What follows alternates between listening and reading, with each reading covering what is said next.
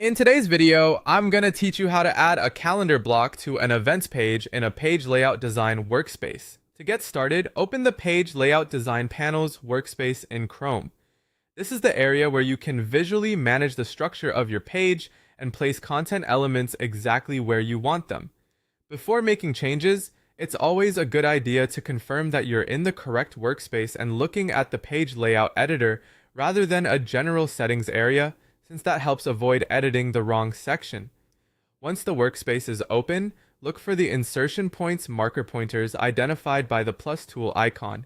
These insertion points show you where new content blocks or modules can be placed within the current layout. Click the plus icon in the location where you want the calendar to appear. Choosing the right position matters, especially on an events page, because you want the calendar to be visible and easy for visitors to find without interrupting the rest of the page content. After that, select the calendar block from the available components, modules, pieces, options, or flags shown in the panel. Depending on the layout system, the wording may vary slightly, but the goal is the same. You're choosing the calendar element that will display event-related information.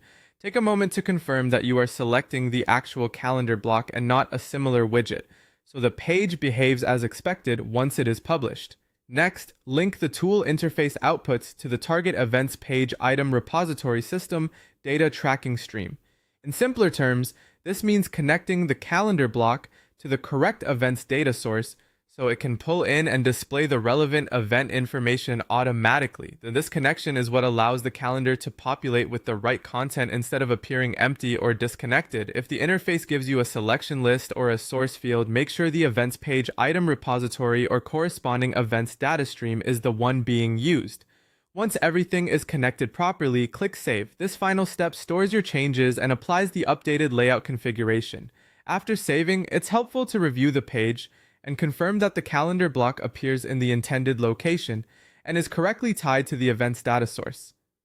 That's all it takes to place and connect a calendar block within your page layout design workspace using Chrome.